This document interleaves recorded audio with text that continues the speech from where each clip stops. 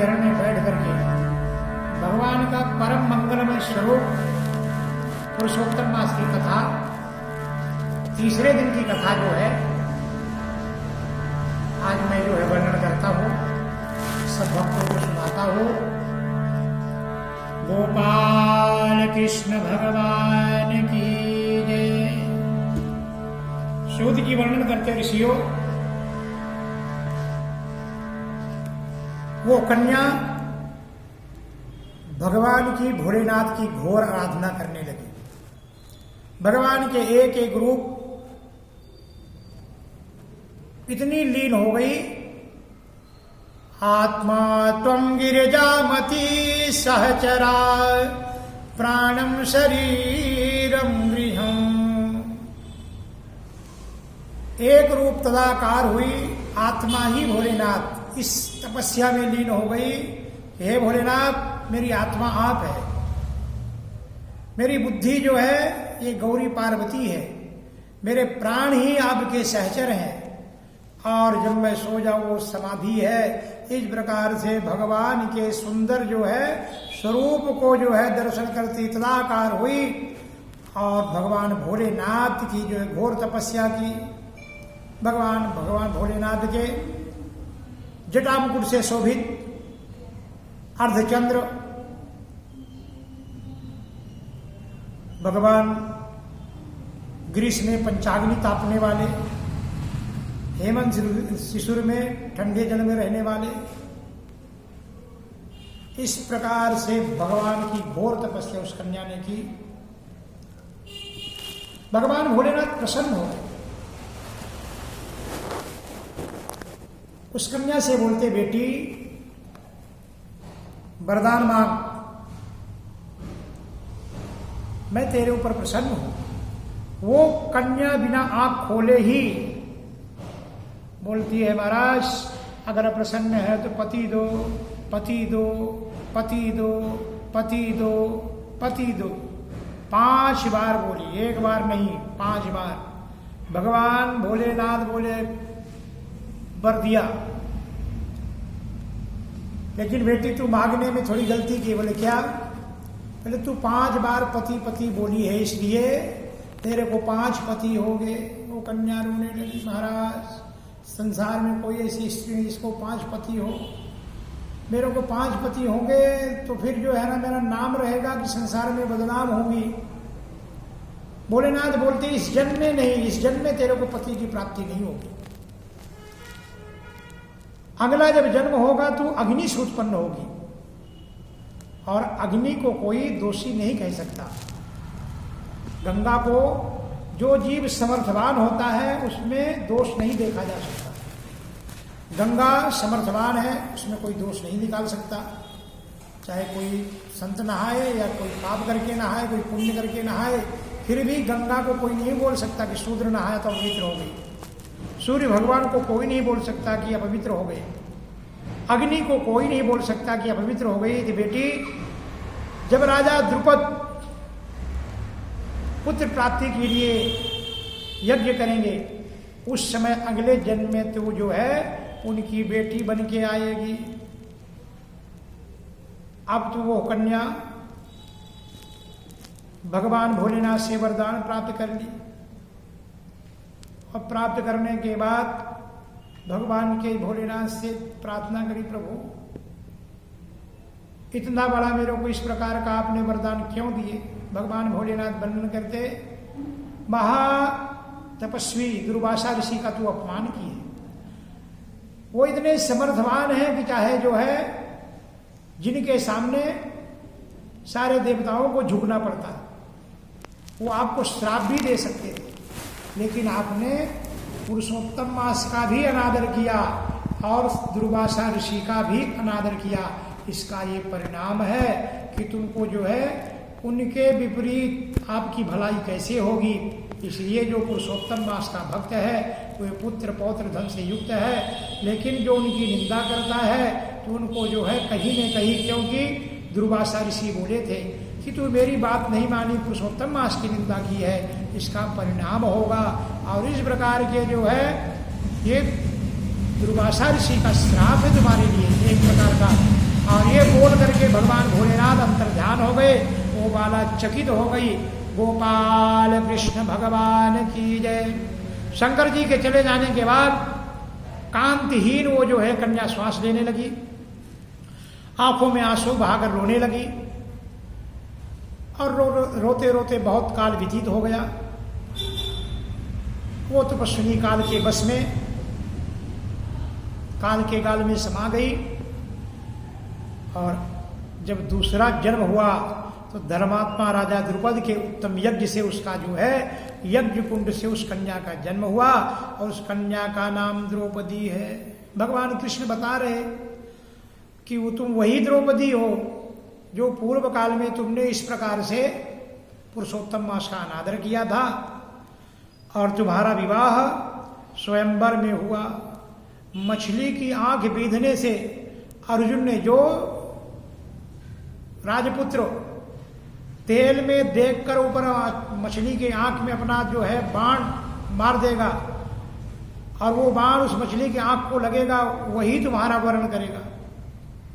सारे जो दुष्ट राजकुमार आए थे, पापी राजकुमार आए थे, किसी ने वो कार्य नहीं कर सका और अंतिम में अर्जुन ने मत्स्यवेद करके तुम्हारा जो है वर्ण किया। और वर्ण करने के बाद तुम 5 पतियों की जब आपको जीत करके ले गए तो पांडवों ने बोला, माँ हम बहुत अच्छी भेंट लाए हैं। माँ ने बोल दिया, बेटा 5 बांट लो। और वही शब्द शंकर जी का है कि 5 बजाओ 5 भाई ले लो।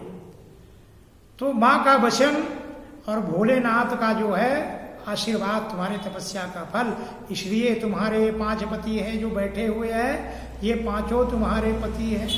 द्रौपदी, अभी पुरुषोत्तम मास आया है, अब तुम्हारे जो है 12 वर्ष व्यतीत होने को आए हैं। अब तुम अच्छे ढंग से इस पुरुषोत्तम मास का व्रत करना, पूरे पांडव सहित जो है इस व्रत को करो। तुम्हारा गया हुआ राज्य भी मिलेगा, साम्राज्य में मिलेगा, मान भी मिलेगा, वैभव भी मिलेगा। इस प्रकार से कृष्ण भगवान पांडवों को उपदेश दिए और पुरुषोत्तम महात का महात्म उनको सुनाए, स्नान विधि सुनाई, दीपदान विधाई, दान पुण्य का सत्कर्म बताया। और तीर्थों में आप तो वैसे ही जो है वनवास में है, यहाँ तो तपस्वी भेष है, यहाँ पर भगवान की कथा सुनना और भगवान की कृपा से निष्कंटक राज्य तुमको प्राप्त हो जाएगा। इस प्रकार से बोल करके जो है कृष्ण भगवान वहां से चले गए। गोपाल कृष्ण भगवान की जय। भगवान कृष्ण वर्णन करते कि सूर्यवंशी में दृढ़धनवा नाम का एक राजा था जो भगवान का बड़ा भक्त था। उसके पिता का नाम था चित्रधनवा। चित्रधनवा हय देश का जो है राजा था। पुत्र भी बड़ा सत्कर्मी था, पुत्र का नाम दृढ़धनवा था। दृढ़धनवा विधि पूर्वक 4 वेदों का अध्ययन करता था। ब्राह्मण्य था, ब्राह्मण की सेवा करने वाला, साधु संतों की सेवा करने वाला, आचार गुण स्वरूपेतः क्षत्रिय धर्म का पालन करने वाला, पुत्र के समान प्रजा की रक्षा करने वाला। एक दिन वो रात में सोच रहा था कि ये जो वैभव मिला है, ये धन संपत्ति मिली है, न जाने किसकी कृपा से मिली है। इस प्रकार से दृढ़धनवा के पीछे चित्रधनवा ये सोच रहे थे, अगर भगवान ने कुछ दिया है तो भगवान का भजन करना चाहिए, भगवान की कृपा से मिला है। राजा दृढ़धनवा को सब चित्रधनवा ने अपने पुत्र दृढ़धनवा को राजपाट सौंप दिए और घर छोड़कर जो है पुलस्त्य ऋषि के आश्रम में चले गए। वहां जाकर भगवान का भजन करने लगे। भगवान की कृपा हुई, एक दिन उनको जो है अंतिम समय आया और अंतिम समय भगवान के जो है धाम को पधार गए। इधर पुत्र ने उनकी औदेहिक, दृढ़धनवा ने उनकी औदेहिक क्रिया की। दृढ़धनवा की गुण सुंदरी नाम की एक स्त्री थी, उसके 4 पुत्र थे। एक कन्या थी, कन्या का नाम चारुमती था और पुत्र का नाम था चित्रवाह, मणिमान, चित्रकुंडल। इन नामों से विख्यात थे। एक दिन राजा ने सोते समय मन में विचार किया, मेरा ये वैभव, ये पुण्य, न जाने कौन से जन्म की पुण्याई है। क्या मैंने दान किया होगा, क्या पुण्य किया होगा, क्या हवन किया होगा, किस भाग्य से सब मेरे को मिला है। इस प्रकार से राजा रात में जो है विचार करते हुए सोया नहीं, ब्रह्म मुहूर्त में उठकर यथावि स्नान करके खड़ा होकर सूर्य भगवान को वर दिया। यही सूर्य का त्रासो तेजो रासो जगतपते अनुकंपे माम भक्त गृहणार्ग परमेश्वरो। और भगवान नारायण कर्म साक्षी भगवान नारायण को प्रणाम किया, ब्राह्मणों का पूजन किया और घोड़े में चढ़कर शिकार खेलने को निकल गया। और जंगल में जाता उसको प्यास लगती है, कुछ दूर पर एक मृग दिखाई देता है, राजा ने बाण छोड़ देता है, वो बाण जाकर के जो है मृग के पाँव में लगता है, मृग जोर से छलांग भरने लगता है। राजा उस मृग की खून की पौषक लगा करके उसका पीछा करता है और कुछ दूर जाने के बाद घनघोर जंगल में जब पहुंच गया, मृग तो ओझल हो गया, लेकिन ये प्यास से व्याकुल था, यहाँ वहाँ तड़प रहा था, गिर गया, श्रुतकंठा मूर्छित हो। और जब उठा चारों तरफ पानी खूंजने लगता है, एक सरोवर दिखाई देता है, जाकर उसमें जल ग्रहण किया और एक बड़े वृक्ष के नीचे बैठ जाता है। उसी जटा में, बड़े वृक्ष की जटा में अपने घोड़ों को बांध दिया और बैठने के बाद सुषुप्त अवस्था में सोया भी नहीं था, लेकिन आंख बंद हो गई थी थकान के कारण। वहां पर बैठा हुआ एक तोता एक श्लोक बोलता है। अब ये राजा बार बार देखता कि यहाँ मनुष्य तो कोई दिखाई नहीं देता, श्लोक बोलता क्या है? श्लोक क्या है? विद्यामानान तुल सुखो मालोक्यातीव भूतले नाचिन्त्यसि तत्त्वं तत्कथं परमेश्यसि तत्कथं परमेश्यसि। राजन, तू पृथ्वी में अत्यंत सुख भोग रहा है और पृथ्वी में अत्यंत सुख को देखकर सार वस्तु को नहीं विचारता, सार वस्तु को ध्यान में नहीं याद कर रहा, फिर तू कैसे पार पाएगा? अरे तेरे जीवन का जो सार है उसको तो सोचे ही नहीं रहा। ये शरीर जिसने दिया, जिसके लिए दिया, वो नहीं मिला, बाकी सब मिला, यानी कुछ नहीं मिला। राजन, यह कैसे कल्याण होगा? अब ये जो है उस पोपट का वचन, सुख का वचन सुन करके जो है बार बार मन में विचार आता, ये कहीं साक्षात सुखदेव जी तो नहीं है, हमको जो है कुछ संदेशा दिए हैं। यही मन विचार करके जो है चारों तरफ देखता है और उठ करके वहां से चल देता है। जब ऊपर देखता वो पोपट भी अंतर ध्यान हो गया। गोपाल कृष्ण भगवान की जय। राजा चिंताग्रसित होकर वाल्मीकि ऋषि के आश्रम में जाता है, वाल्मीकि ऋषि को प्रणाम करता है। वाल्मीकि ऋषि बड़े शांत स्वभाव के थे और बोले, राजन तुम्हारे मन में जो भी कुछ चिंता है वो तुम बिना संकोच मेरे से कहो। दुर्योधनवा कहने लगा, महाराज आपके चरणों में सुख तो प्राप्त हुई, शीतलता प्राप्त हुई, लेकिन मेरे मन में एक संदेह है, प्रभु मेरा संदेह दूर करो। वाल्मीकि ऋषि बोले, क्या संदेह है? प्रभु, मैं जो तोते का वचन सुना हो कि तू पृथ्वी में अत्यंत सुख को देखकर सार वस्तु को नहीं विचारता है, तो कैसे पार पाएगा? वाल्मीकि ऋषि बोलते हैं, राजन ठीक ही बोल रहा है। तू पूर्व जन्म में द्रविड़ देश में ब्राह्मण के घर में त्रामपत्र के किनारे उत्पन्न हुआ था। त्रामपर्णी नाम की नदी है, वहां ब्राह्मण कुल में तेरा जन्म था। तेरा नाम सुदेव था। तू बड़ा सात्विक धर्मवादी और जो मिला उसी में संतुष्ट रहता था।